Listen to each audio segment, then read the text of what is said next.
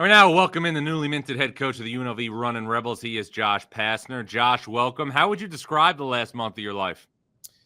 John, my last month of my life has been fast, has been furious, tons of excitement, tons of enthusiasm. Look, I loved being part of television, loved every second of it, met incredible people, worked with incredible people. But to be able to get back on the sidelines, to be able to get back into coaching and recruiting and dealing with people and thinking about all the different ways you want to try to play and what you got to do that maybe worked well in your previous 14 years as a head coach, and other areas that you felt, okay, we've got to get better in these areas, and to have the opportunity to wear the four letters of UNLV, as I have it right here above my heart, the Running Rebels, the history of the program, to be able to be sitting in this chair, John. When they gave me this polo to put on, the back of my neck on my hair stood up, the goosebumps I had. It was like putting on that Little League jersey to say you're sitting as the head coach at UNLV. I mean, anybody who's in basketball knows the history of UNLV. And then you include that being part of an incredible conference in the Mountain West Conference with great coaches, great players, great teams and programs. So you have an opportunity to compete against, at such a high level again. And just, I can't express the amount of enthusiasm I have. You know me well enough, John, is what you see with me is what you get. And just a sincere gratefulness and appreciation to be able to put this polo on that says UNLV. What is it like being a college basketball coach today versus when you were last in college basketball as the head coach of Georgia Tech? Yeah, John, it's different. I mean, look, totally different. And I tell you what, I love the new climate of college basketball. I know there's been a lot of negativity about it on what's going on, and yes, there are some things that need to probably have some direction and change here or there. But overall, I love the new aspect of how college basketball is set up. Again, maybe it's just by nature because I look at the glass as overflowing, just by my personality. That all being said, the time when I was at Georgia Tech or even Memphis or even as an assistant at Arizona, John, you would all think about the focus of high school recruiting as in terms of 2 to 3 years you would spend recruiting a young prospect. And then it'd come down to 5 official visits. Whether you get the prospect or not, if you get them, it's total elation. If you don't get them, it's devastation. And now recruiting is such that it's really streamlined and probably even more efficient than ever in a 2 to 3 week process. So it's much more efficient. Now, there's some things that need to be cleaned up. Like I mentioned, there's no doubt about it. You and I have talked on many times about many of the current rules, even prior to me being the coach at UNLV. But again, I've loved every second of it. I've enjoyed it. I'm appreciating the journey through all this, and including the recruiting part and building a team and trying to put together the right staff and getting out in the community and trying to, re-energize everyone. And so I've enjoyed it all along the way. Now, Josh, your career is really, really unique because you won a national championship as a player at the University of Arizona. You then became an assistant coach at Arizona, and then obviously went with John Calipari to Memphis, where you eventually became the head coach, and then you led Georgia Tech to an ACC tournament title in 2021. Your entire basketball career was going like this on an incline, and then a couple of years ago, Georgia Tech told you that you were not going to return as head coach. I'm curious, for somebody whose whole career was on an incline, what was that experience like at Georgia Tech at the end? Well, look, I mean, there's a few things. You're right. You go from the top of the mountain of winning the ACC championship, and then just very quickly right around then, you just the opportunity to not continue to coach at Georgia Tech happens. That's just part of the business.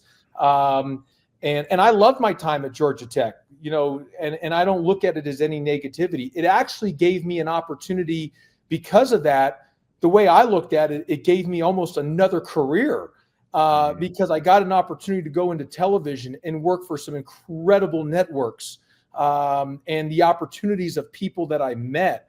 I mean, being at ESPN, being at Turner, being at NBC and Peacock, being at CBS Sports. I mean, the people from the bosses to the producers to the colleagues, all the people that I got to work with was incredible. I wouldn't change that experience for anything. And I loved my time. And it also, I believe, made me a better coach. I got to have an opportunity to really watch programs, talk to coaches, really study basketball without all the pressure of just about winning and losing on every decision you make in anything that you do. It was like a sabbatical. On top of that, I got a chance to kind of reconnect with my kids and be around my family, which was awesome. And then also to make sure I was taking care of my health and probably I wasn't going on the best avenue in that either, just on my the way I was, the stress that I was probably putting on myself and then plus the not good eating habits, late at night and the amount of calories I was consuming. So I looked at it as a positive. Did I want to be let go at Georgia Tech? Of course not. Absolutely not. But hey, that's part of the deal. You're sometimes you're as high as the high, and sometimes you can get knocked down. But like I said, the opportunity that door that opened to be able to do other things and see a different way of life was incredible. And I think, and I believe that those 2 years being a part of television and having the opportunity to really study the game will make me a better coach moving forward. I really believe that. And I'm looking forward to that challenge and that opportunity that presents itself here in front of us as we go with the great tradition and the history of UNLV. Think about this, John. When you think of Las Vegas right now, it's the capital of the sports world. It's the epicenter of the entertainment industry. How do you think Las Vegas was born and made? I know everyone thinks about the casino world. I really believe it was the 80s and 90s of the Jerry Tarcanian, his staff, and his team and his players, what they did with that program and their winning. It was a spectacle at that time. It was the showtime of the Lakers during that time in college basketball. It's what put Las Vegas on the map nationally. Las Vegas is, because of what it is today, I truly believe that, is because of what Jerry Tarcanian, his staff, his players, his program did here at UNLV, and then the continuation of it, even after Coach Tarcanian. There's been some wonderful coaches, some high-level players, some great years, and we hope to just to try to have some success to re-energize, reignite, and put a lot of excitement back into UNLV.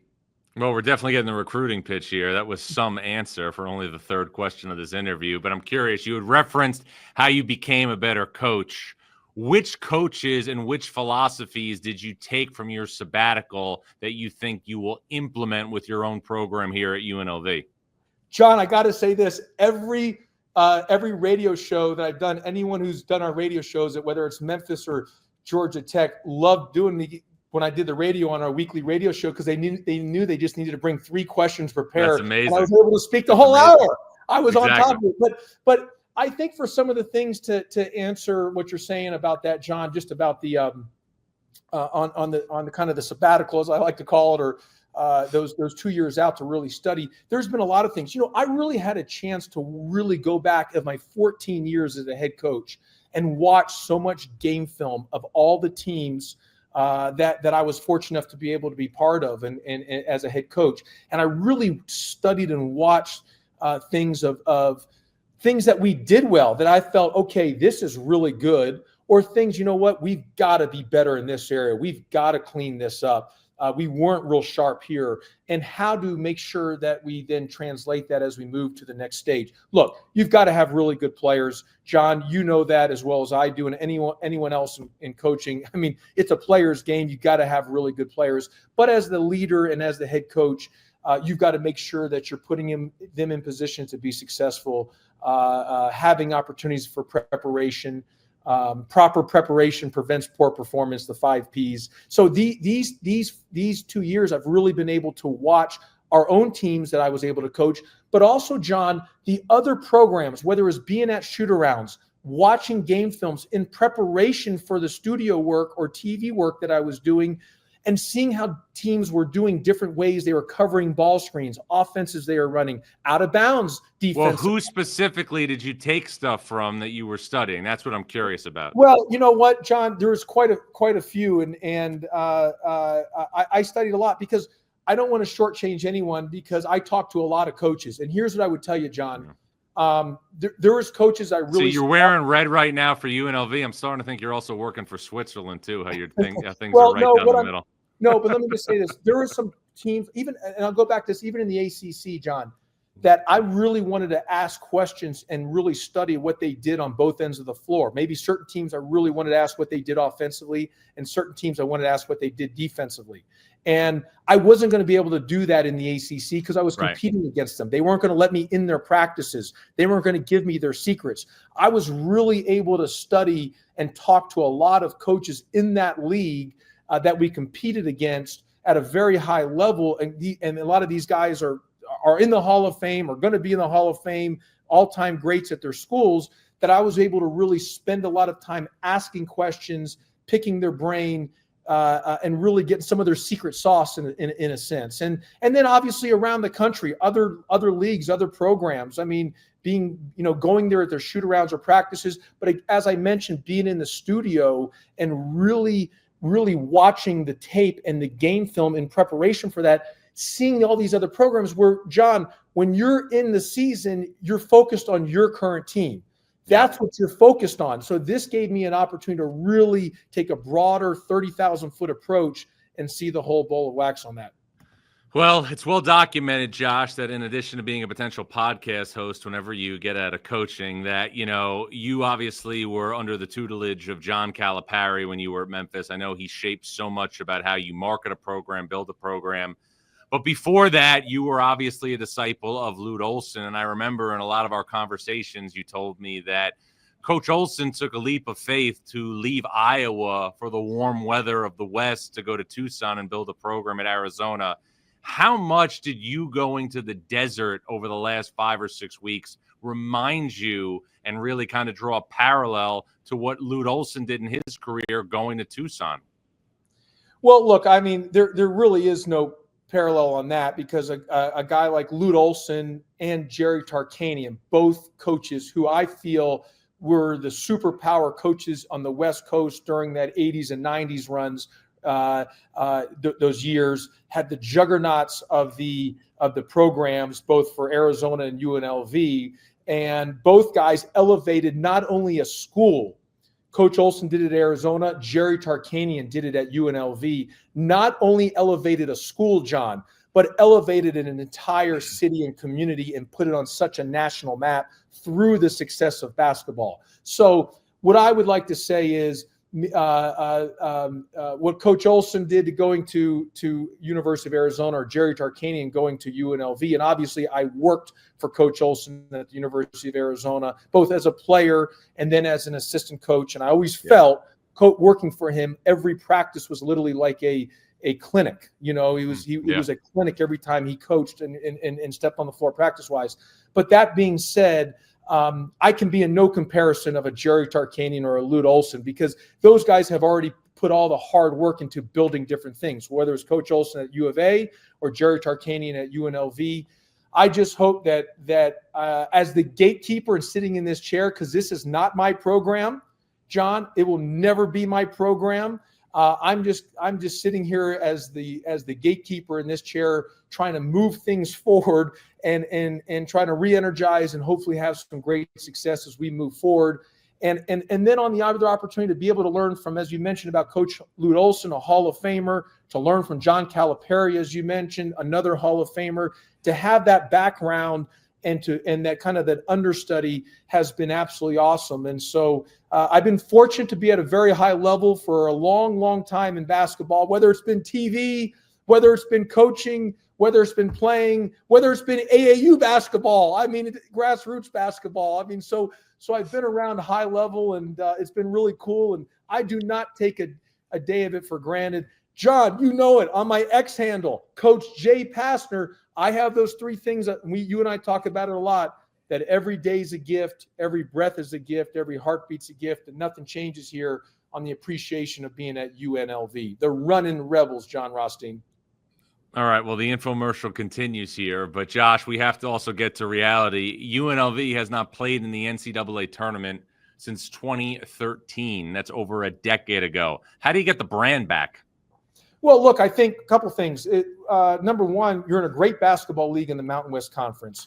So you have great opportunities. Now, this is a great coaches in here with great programs. You know the success that's been here in these last years of the Mountain West and the number of teams coming out of this conference to the tournament.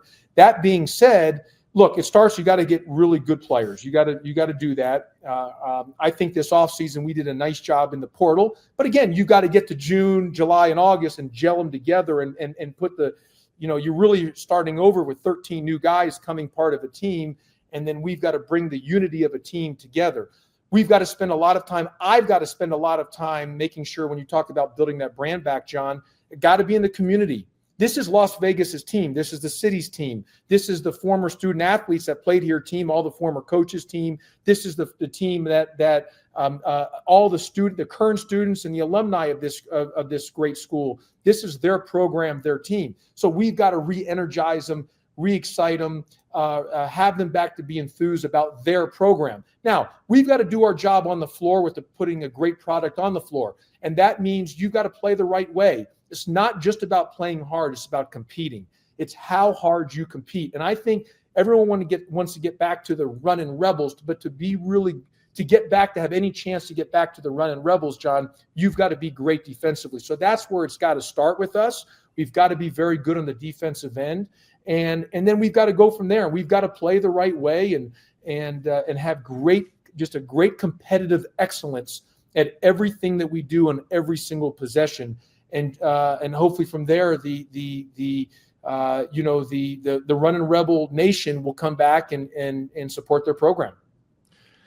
Well, Josh, obviously you're excited about UNLV. You referenced the Mountain West, and the Mountain West is going to stay in its present form for one more year. So in order to give UNLV a chance in the future to make the NCAA tournament as an at-large team, you're going to have to play a great non-conference schedule. We know that you're going to play 3 games in the Players Era tournament. We know you're going to be going back to Memphis to be playing the Tigers at FedEx Forum. Aside from that, are there any highlights next year for your non-conference schedule? Well, you know what, John, 2 things. Number one is we're working through that with our scheduling right now. And I didn't know this when I got the job, but I've understood it now that I've gotten the job. There's a lot of things that come through Thomas and Mack where we play at. That is just not UNLV men's basketball, because there's a period of that when we're not after the Players Era tournament every year. A big thing is the rodeo here. It's the national rodeo, so you're out of the arena for almost 2 weeks. So you got to figure that out. There's some other opportunities elsewhere. So right now, figuring out the gym, the structure of the gym when you have the availability. But then the second part, John, is you want to make sure that you schedule yourself properly to give yourself the best chance that if you don't win the conference tournament, that you have a chance to be an at-large. Now, look, that's hard to do. Scheduling, I've always talked about recruiting and hiring a staff is so important, but doing great on scheduling might be the most important. When I got the job at Georgia Tech, I talked to Coach Krzyzewski, Coach K. We had a long talk, and he talked about that. We talked about probably the most important thing outside of recruiting and staff hiring is scheduling.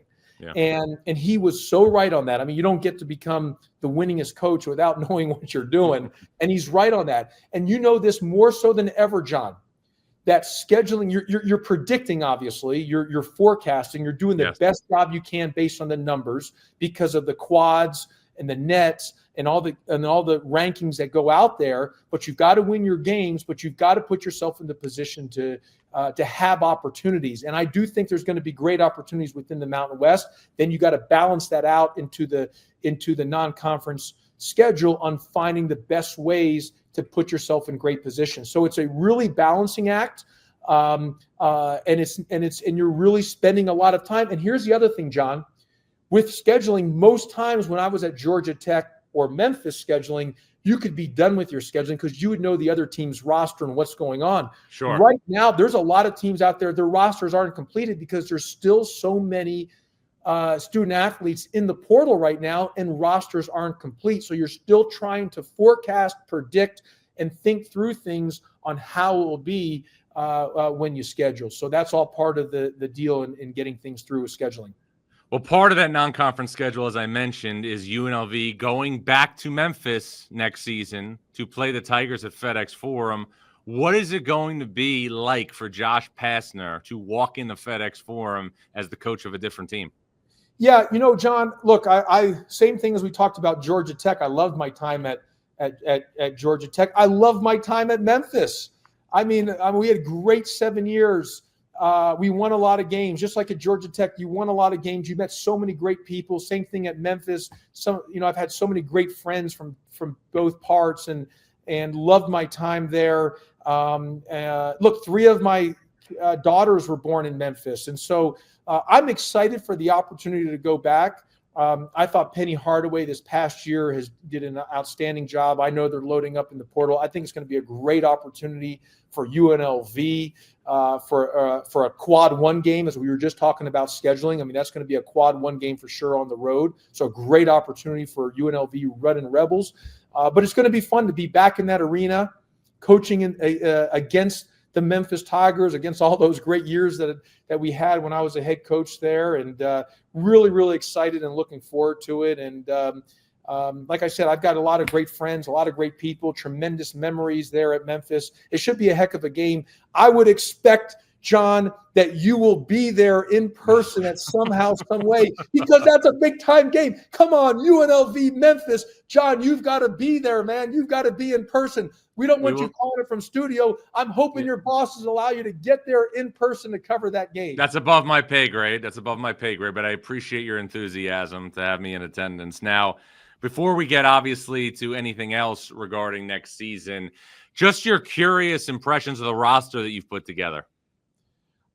John, I like the roster. I love the roster, but I haven't got to coach them yet.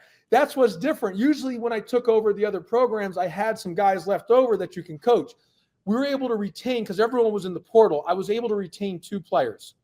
And I told those 2 players this spring, I don't know if we're signing anybody else. This is how our mentality was. I don't know if we're going to sign anybody else. We might just have 2 players the rest of the year. But we're going to treat these spring workouts like it's 5. We're going to go in for all of our games next year. We're playing 5-on-2. That is what I know. We might not sign anyone else, but you 2 guys are going to step on that floor, and we're going to play 5-on-2. And so the conditioning this offseason, the way we're going to train you, the way we're going to work you, our whole focus, our mentality is that we got to have you both ready. So when we play whomever we're playing next year's non-conference and conference season, we might only have 2 guys, but you 2 are going to be so ready to go and such at a high level. That is how we attacked our spring workouts, because that's all we had here. And I wanted to take that approach and set that tone, John. And this is how we're going to work. This is how we're going to be. In my 14 years as a head coach, we have had survivability on player development. I'm a big believer on that, player development. Even as much as we talk about the portal, the NIL, player development, getting guys better. That's been a survivability of myself and our staff and through my entire time as a basketball coach. Sweat equity, sweating with the guys, being in the trenches, being in the foxhole with those guys, understanding that this is how we're going to work has been what I believe in to my core, and anyone that's worked for me, worked with me, understands that is item line number 1, A+. Nothing else matters about the survivability of what we do is getting guys better. That's who we've got to be about. And we've taken that same approach even for the 2 guys that we were able to keep and retain for this year, we had that mentality moving forward. And once we get everybody here in June, which I am so excited about, I think it's going to be we got a chance to do some really good things. That being said, that's on paper. No one cares what anyone did from last year's team that we recruited from. No one cares what anyone did in high school. It's a brand new year. You got to earn everything you're going to get. You've got to be such a competitor. You've got to have such great competitive excellence. You've got to have that mentality every time we're on that practice floor, which will then lead to the games. It's got to be who we are every second of the way, all about competitive excellence. It's the first time I think I've ever used or ever heard somebody use survivability in a response. So kudos to you for that. Josh, let's wrap on this. I don't want to put obviously a focal point right now on wins and losses, but for you personally, what are the biggest things you hope to achieve in your first year as UNLV's head coach? Well, John, look, I mean, right now, I mean, and look, who doesn't want to say you're going to win you want to win the national championship? You want to go 40-0. You want to win the Mountain West Conference. You want to do all those things. Look, who doesn't want to do that? Every team that tips off when they get their team settled in the summer, that's what their mentality is that's what they want to win. They want to win every game they play. They want to win every possession they play. I understand that. So let's take winning out for the side, because that's why you're in sports. There's a scoreboard. That's right. What makes it the greatest reality TV there is because there's a scoreboard, because you want to compete. But really what I want us to do, you take that away for a second. I want us to be a team, as you mentioned from the beginning, to reignite and re-energize UNLV. And yes, winning helps. I get that. I know that. I've been around a long time in basketball. You can see the grays on both sides of my head now. I've been around a long time, enough to know that I get it about the winning part. But that being said, you've got to play the right way. And what is playing the right way? It's how you compete. It's about your competitive excellence. It's all those little things. It's that you're playing with such great appreciation, not entitlement, and you're playing that. And I've always said this. And I'm really aligned to guys that believe in this. Literally winning that, forget the game, winning that individual possession is more important than actually breathing. That is my mentality a lot of times, is winning that possession is actually more important than breathing. And when guys, and in my time as a head coach, I've had a lot of guys who really believe that. And that's why, where I go back to the survivability word, guys who've been kind of under-recruited or undervalued, but they had a chip on their shoulder and they were ready to go right at you, because to win that loose ball or to win that possession, it was more important than actually breathing. And that's got to be the mentality. And I think that's part of what we've got to establish here. And I think the rest will take care of itself. Josh Pastner, back in the college game as the head man at UNLV. If not, he would have a heck of a career as a telemarketer. Thanks, Josh. Thanks, John. That's UNLV head coach Josh Pastner. We will be back after this.